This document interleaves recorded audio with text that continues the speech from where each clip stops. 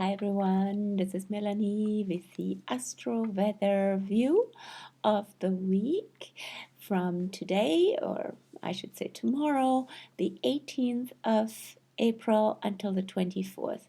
So from the Easter Monday until the Orthodox Easter Sunday.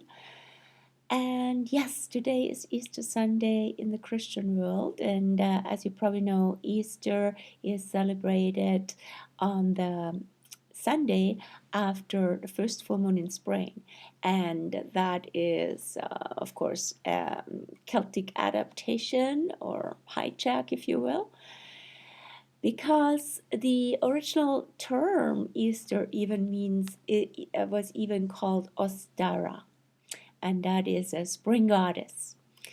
Now, Easter being also connected with Passover in a Jewish tradition, and of course with the Passion of Christ being celebrated and being honored and commemorated at that time, there's a combination of factors. Of course, it's about resurrection, and it's about the I am presence, the Christed I am presence, that in my sense was why the historic Jesus got persecuted and crucified, because he claimed it, and that was not so welcome and threatening for the authorities. Besides many other things and many other amazing miracles and amazing teachings of this beautiful, evolved, and wonderful soul that showed us so much by example what it is to be fully human and fully divine. So yeah, and now we just came out of this full moon that happened on Easter Saturday, so to say, if that's a term, on the day between Good Friday and Easter Sunday. And it came with Pluto. It came in a T-square with Pluto, end of Capricorn. Even that itself is so apropos Easter, so apropos transformation, death, and rebirth in us as we are going into the shadow, as we're doing shadow work, dig deeper into what's hidden, what's covered. All of that came up with the full moon very strongly, and she was a supermoon, super close to Earth, and brought up our emotions even more than usual. So many pulls and tugs and tension in that lunar field. Oh my gosh. And now we're on the other side of it, and we are on the Scorpio side. The full moon, the post full moon, has gone over what I call the tipping point, from Libra to Scorpio into Scorpio, where she will be until tomorrow, Monday evening.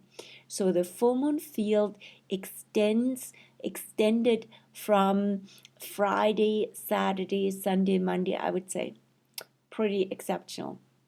And the Pluto square, also since the Sun will square Pluto tomorrow, so that still shows us this Pluto square is still very active in the atmosphere. And what's with that? So we go into the deeper layers of what we see often as power projections in the outside world. Often nowadays we see so much shadow and so much power abuse coming from what looks like governments, institutions, leadership, and anything hierarchical, anything established and historic, Capricorn. And now our job here is to actually, especially as Pluto will go retrograde end of the month on the 29th of April. So our job is to not just give all that power away and see it in the outside world feeling impotent and disempowered through it, but actually also see what that has to do with us, how we have engaged with it, how we have fed this, how we have sustained that external system with our energy, and where our true power lies, where our inner, intrinsic, inalienable power is and what it has to do with natural law, because all of that is Capricorn. Also with going with soul power. So digging deeper, making a connection with soul, making a connection with ancestors, Capricorn. And so that can be literally our biological ancestors or spiritual ancestors, ancestors of the land, and the ancient earth herself. So any of that connection will take us into a more powerful place. And also to know we have a choice. So this full moon has been on what I call the choice point, or the tipping point from Libra to Scorpio. Also the alchemy point. So a choice is what goes into the choice and into the ingredients, basically leads to change, is a mix, is a secret sauce, is something that is more than sum of its parts. So what we put into the equation, whether it's in our own lives or whether it's in relation to others, inevitably leads to change. And so we have a choice, and we are also responsible, says Capricorn, for these changes that we evoke and provoke and activate and co-create. There's a lot to that, and Aries would say, yes, come from the self, come from the intrinsic, the self that arises from the inside out, that is not defined by from the outside in.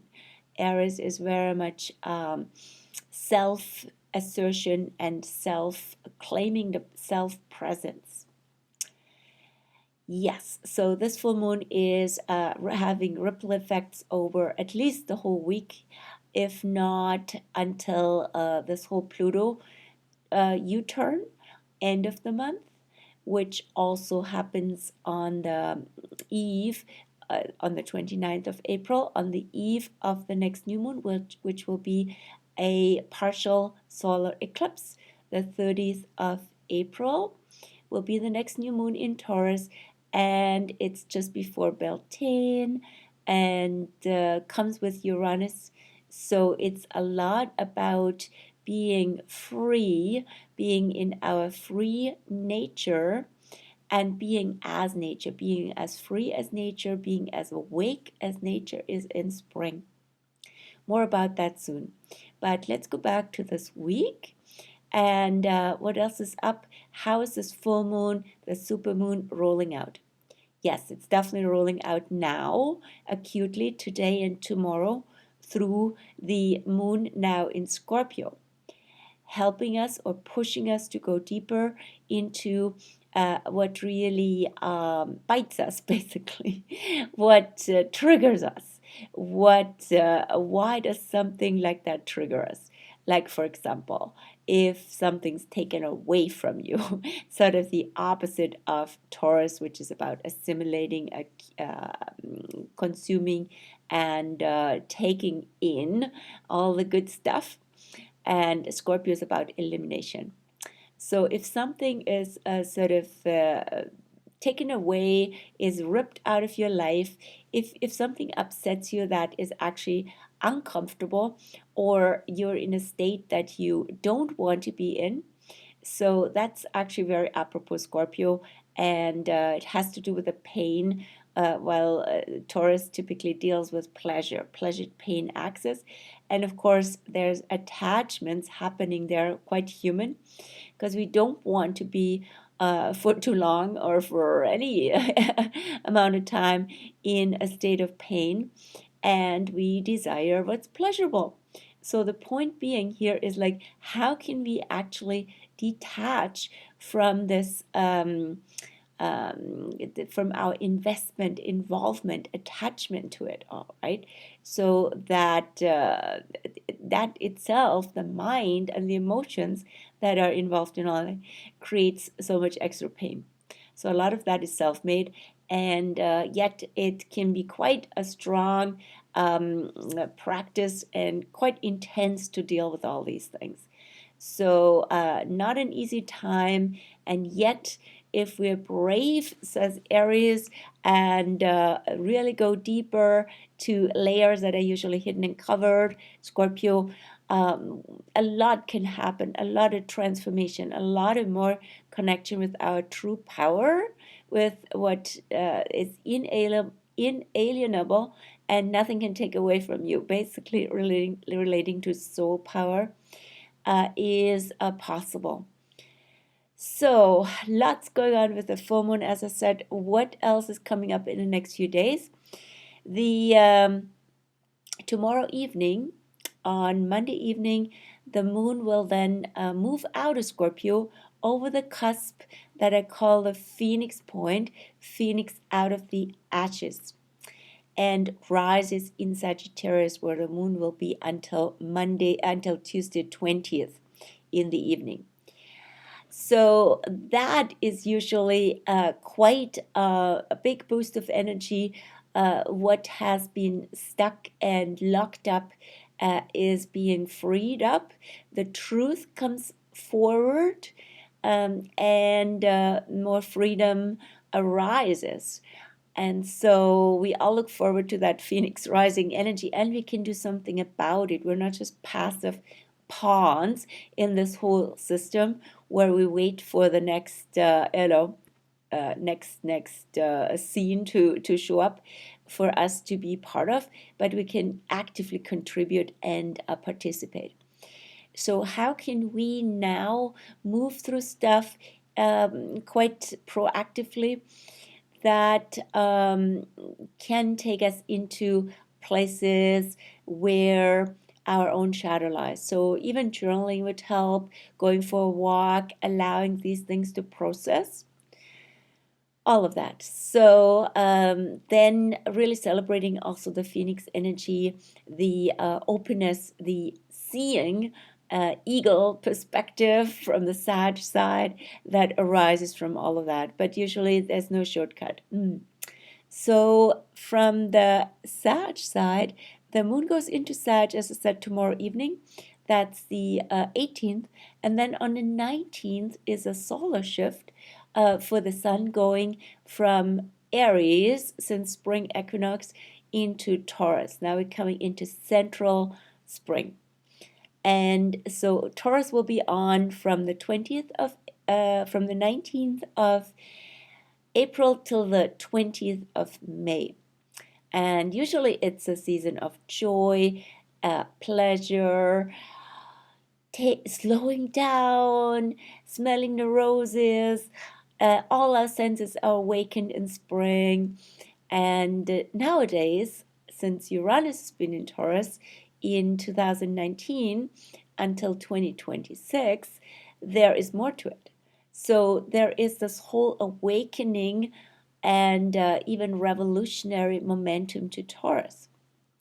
And there's also a disruptive element to Taurus. Uranus is an awakener, but often it's the awakening comes through surprises and shocks and unwelcome shifts.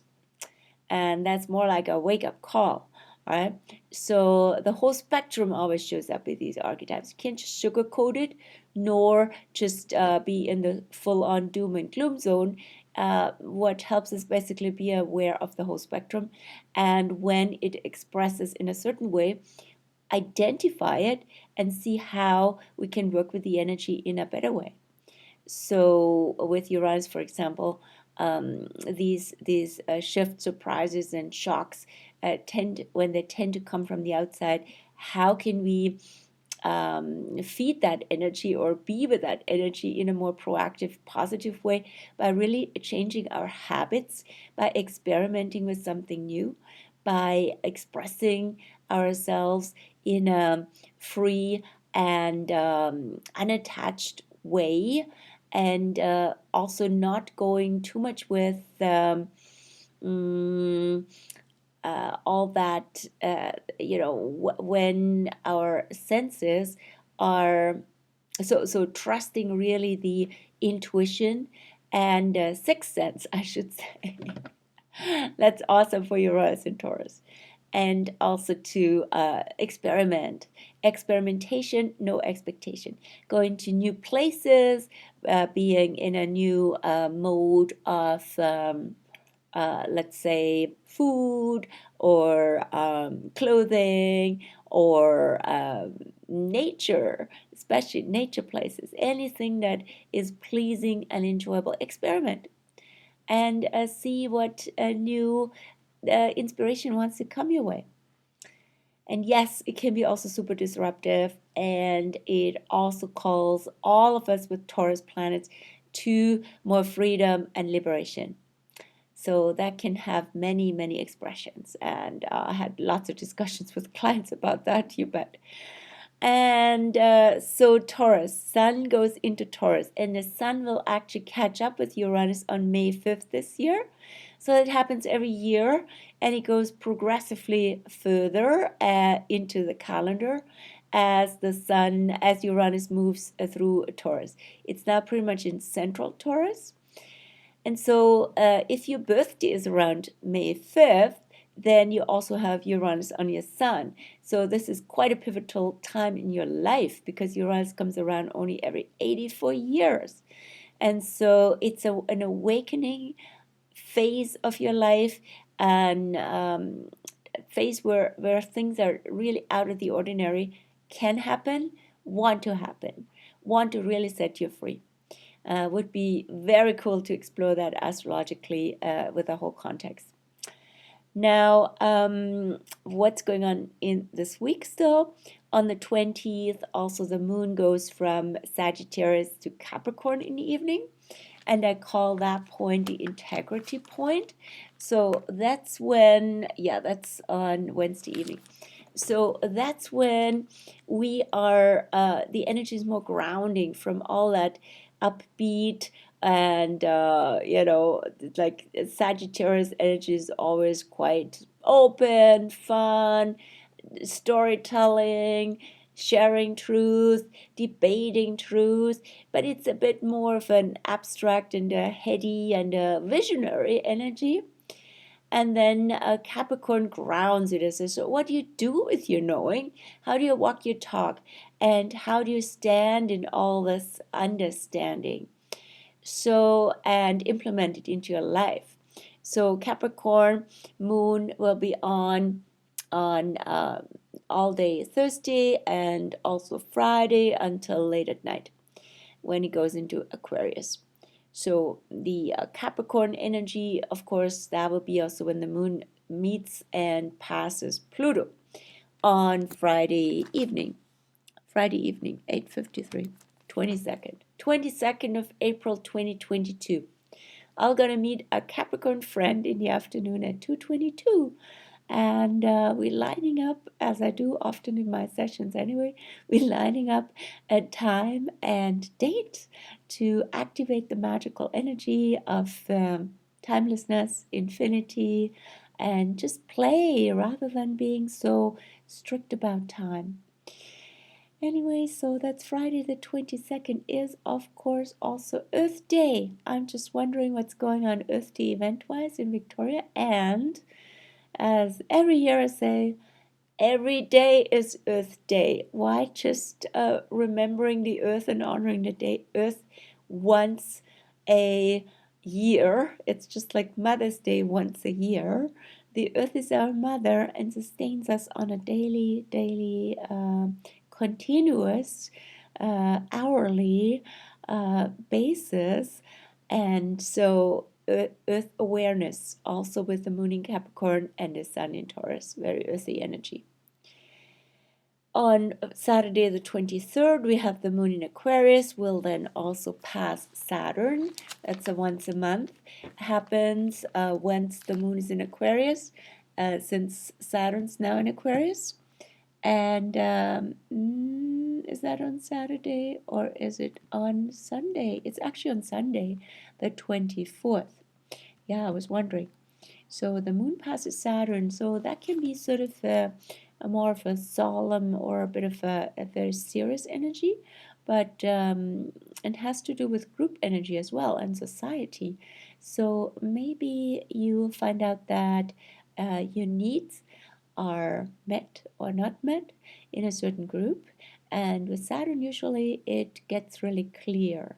So the question would be what to do about it, how to manage that, how to maybe have a reality check with certain people, and see how you can agree to disagree. Yeah, and it's also an energy of sorting out what your needs are in general for your social life, and hopefully you don't feel too isolated, too alone. That's not great for Aquarius. Aquarius needs the people. And I have a sneeze coming up, possibly, or not. Let's see. Anyway, whether Scorpio moon can control it. I think it's controlling it automatically, instinctively. So that's it for the Astro weather of the week. Next week, the following one will be again very intense, actually more than this week. This week is a bit more chill, which we could use. Glad about that.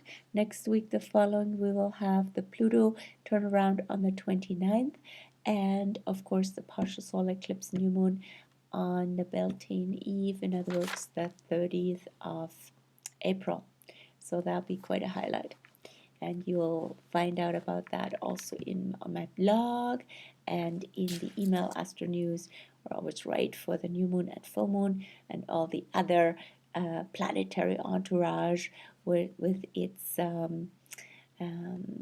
planetary dance. It's for us an invitation to go with and to align, since life is easier that way. So I sign off here and wish you a great start into the week. And if you are celebrating Easter Monday, which happens in the European world, I wish you a beautiful Easter Monday. And yeah, see you again soon in real life. And you see me here posted. Cheers.